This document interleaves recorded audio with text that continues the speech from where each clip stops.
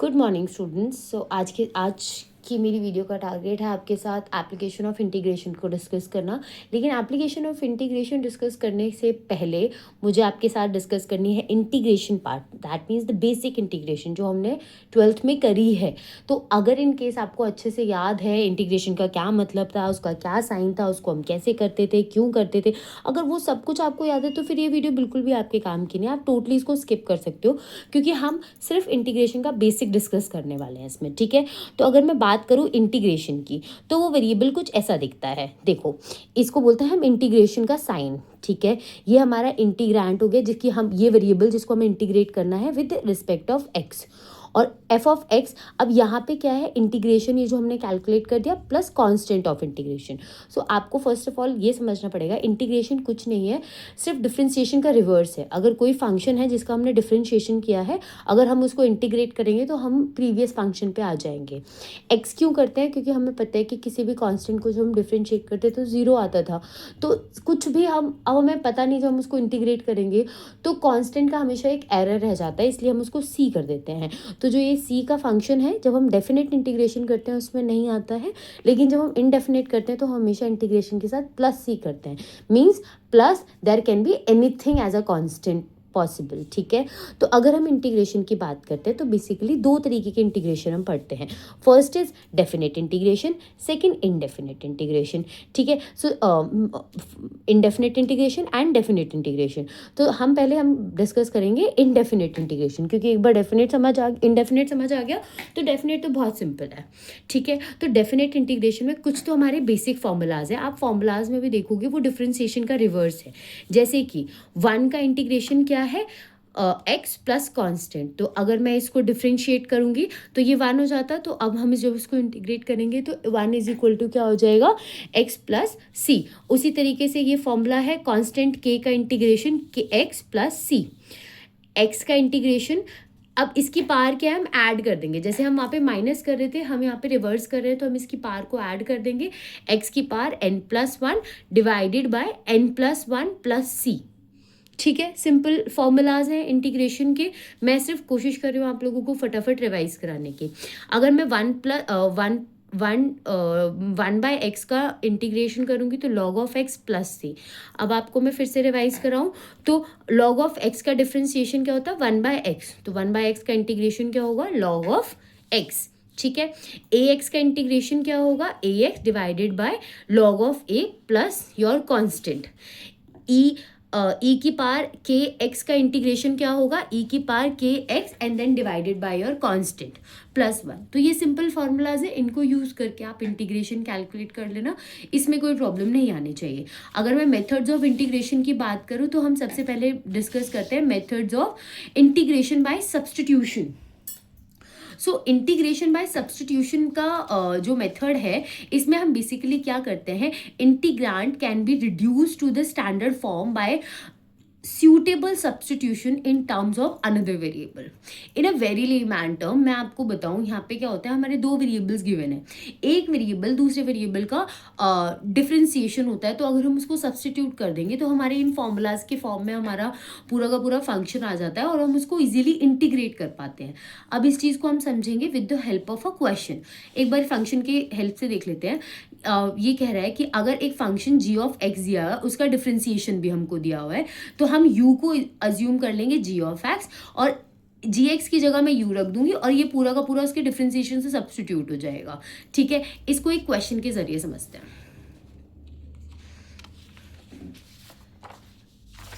Okay, सो ये मान लो ये आपका एक क्वेश्चन है। ठीक है, तो अब पहले से तो आपको देखना पड़ेगा कि किसको हम सब्स्टिट्यूट कर सकते हैं विद रिस्पेक्ट ऑफ अनदर। जैसे मुझे पता है इसका अगर मैं डिफ्रेंशिएशन करूँ तो कुछ ये आ जाएगा मेरा, जबकि अगर आप इसको डिफ्रेंशिएट करोगे तो ये नहीं आएगा, बट इसको डिफ्रेंशिएट करोगे तो ये आ जाएगा। तो मैं क्या करूँगी, मैं यहाँ पे मान लूँगी let's u is equal to e of 2y plus 4।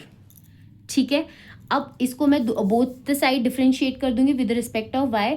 तो यहाँ आ जाएगा du/dy is equal to e की power 2y divided by 2y and ये हो जाएगा आपका 0। ठीक है, अब मैं इसको अगेन क्या करूँगी, u इधर dy इधर लेके आ जाऊंगी तो du क्या हो जाएगा, इज इक्वल टू 2y और e की पावर 2y डिवाइडेड बाय 2 और dy। ठीक है, अब मैं 2 को इधर ले आती हूँ ताकि मैं इस पूरे फंक्शन को डिफ्रेंशिएट कर सकूँ। तो 2du is equal to e की पावर 2y dy। तो इस पूरे के पूरे फंक्शन को मैं इससे सब्स्टिट्यूट कर सकती हूँ। तो अगर मैं इस पूरी वैल्यूज़ को अपने मेन फंक्शन में रखूँगी तो मेरे पास क्या आ जाएगी वैल्यू, ये मेरी वैल्यू आ जाएगी integration of 2 divided by u की पावर 4 और इसको हम डिफ्रेंशिएट कर देंगे विद रिस्पेक्ट ऑफ u।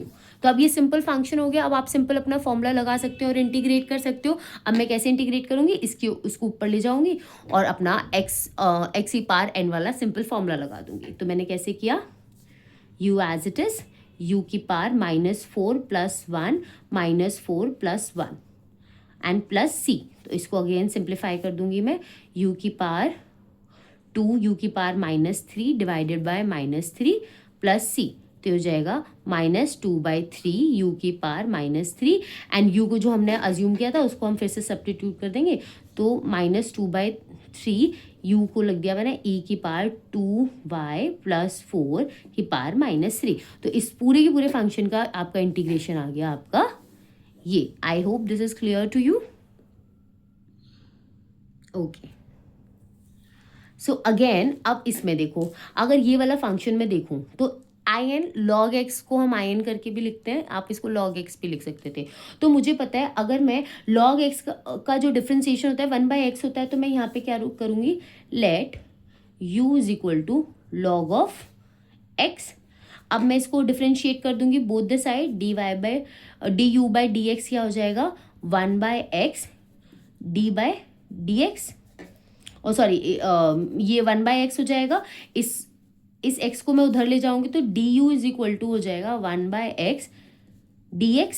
तो अब मैं इस पूरे फंक्शन को du से डिफ्रेंशिएट कर सकती हूँ। तो अब मैं इस अपने मेन फंक्शन में जब इसकी वैल्यू डालूंगी तो मैं लिख सकती हूँ 1/u को मैं इंटीग्रेट कर दूँ विद रिस्पेक्ट ऑफ du। ठीक है, तो अब ये सिंपली इंटीग्रेट हो जाएगा, ये हो जाएगा log of u plus c। ठीक है, और u की वैल्यू जो हमने अज्यूम करी थी अगेन मैं अपनी ओरिजिनल वैल्यू इसमें अगेन पुट कर देती हूँ। तो इसका इंटीग्रेशन क्या होगा, log of x plus c। ठीक है, सिंपल। तो ये था आपका इंटीग्रेशन बाय सब्स्टिट्यूशन, जहाँ पे आप एक वेरिएबल को दूसरे के रिस्पेक्ट में सब्स्टिट्यूट करते हो। पर आपको देखना होता है आप सब्स्टिट्यूट उसमें करोगे जिसका डिफ्रेंशिएशन भी आपको मिले, मतलब एट द एंड जब आप उसको डिफ्रेंशिएट करो तो आप मेन वैल्यू को सब्स्टिट्यूट कर सको। इसका मेन एजेंडा बेसिकली क्या है, ताकि आप सिंपल इंटीग्रेशन निकाल सको। ठीक है, तो एक तो आपका ये मेथड होता है जो आप इंटीग्रेशन में यूज़ करते हो। नेक्स्ट आपका है इंटीग्रेशन बाय पार्ट्स। अब इंटीग्रेशन बाय पार्ट्स का कैसे करते हैं, अब आप इसको 1 by 1 देखो, मैं इसको देखो, डरने का नहीं। ठीक है, इंटीग्रेशन बाय पार्ट्स मतलब अगर आपको दो वेरिएबल दिए हुए हैं u एंड v, ठीक है, और आपको ये मल्टीप्लाई दिया हुआ है और आपको बोला है कि इसको इंटीग्रेट करो, तो इसको बेसिकली इसका इंटीग्रेशन क्या होता है, u as it is v को इंटीग्रेट कर दो x की रिस्पेक्ट में, माइनस इंटीग्रेशन ऑफ u का डिफ्रेंसिएशन करो, उसको मल्टीप्लाई करो v के इंटीग्रेशन से, एंड फिर इस पूरे के पूरे इक्वेशन को फिर से इंटीग्रेट कर दो x के रिस्पेक्ट में। बहुत सिंपल है, पर इससे पहले आपको समझना पड़ेगा आप किस वेरिएबल को u लोगे और किस वेरिएबल को आप v लोगे। तो उसके लिए आपका ये रूल आता है आइलेट रूल। आई नो ये सब आपने 12th में किया होगा, इसी वजह से मैं बहुत क्विक रिविजन कर रही हूँ, और आप प्रैक्टिस के लिए अपनी बुक रेफर कर सकते हो, जिसमें आई क्या है, इन्वर्स ट्रिग्नोमेट्री, एल आपका लॉग, ए एल्जेब्रिक, टी ट्रिग्नोमेट्री, ई एक्सपोनेंशियल। तो हमारे लिए ये तीनों चीज़ें इंपॉर्टेंट है हमारे कोर्स के हिसाब से, बीकॉम ऑनर्स के हिसाब से। तो मतलब अगर लॉग का कोई टर्म आता है हम उसको यू लेंगे, अगर उससे पहले एल्जेब्रिक आता है तो उसको यू लेंगे, एक्सपोनेंशियल को हम वी लेंगे। ठीक है, तो इसमें बेसिकली हमको फिर इस इक्वेशन के हिसाब से इसको सॉल्व करना होता है। ठीक है, let's understand it with the question. तो लेट्स सपोज अगर आपको ये क्वेश्चन दिया हुआ है एक्स को multiply log of x D x, तो इसको आपको इंटीग्रेट करना है, ये मल्टीप्लीकेशन का फंक्शन है। तो अब आप देखोगे इसमें सबसे पहले आपको u कौन सा लेना है और v कौन सा लेना है। तो अब आपको पता है लॉग आपका पहले आता है, उसके बाद एल्जेब्रिक आता है। तो मैं log ऑफ x को u ले लूँगी और x को मैं v ले लूँगी। तो मैंने एज्यूम कर लिया log इज u और आपका v। अब आप सिंपल इस फॉर्मूले को पुट कर दोगे। क्या करना था हमको, u as it is, v को आप डिफ्रेंशिएट कर दोगे, देन आप u को डिफ्रेंशिएट करोगे एंड v का इंटीग्रेशन करोगे and then further whole integration. तो 1 by 1 देखो इसको आपने क्या किया, ये देखो इसको देखो। सबसे पहले आपने u एज इट इज रखा और इसको आपने इंटीग्रेट किया। इसका इंटीग्रेशन क्या होगा, x की पावर 2 डिवाइडेड बाई 2 माइनस, अब आपने u को क्या डिफ्रेंशिएट किया तो इसका डिफ्रेंशिएशन 1 बाई एक्स और इसका इंटीग्रेशन क्या होगा x स्क्वायर बाई 2। इसको सिंप्लीफाई किया, x से एक x कट गया तो x बाई 2 आ गया। x बाई 2 को मैंने फर्दर इंटीग्रेट किया है तो ये तो एज इट इज रहेगा, तो ये एज इट इज आ गया। इसको फर्दर इंटीग्रेट करूंगी तो मेरा आएगा x square by 4 and plus constant. तो ये मेरी पूरी की पूरी इक्वेशन क्या हो जाएगी, इसका इंटीग्रेशन हो जाएगा। तो कभी भी आपको दो फंक्शन मल्टीप्लिकेशन में आ जाए और इंटीग्रेशन करने के लिए दे दे तो आपको इस इक्वेशन से उसको इंटीग्रेट करना है। ठीक है, सिंपल। अब नेक्स्ट आपका मेथड है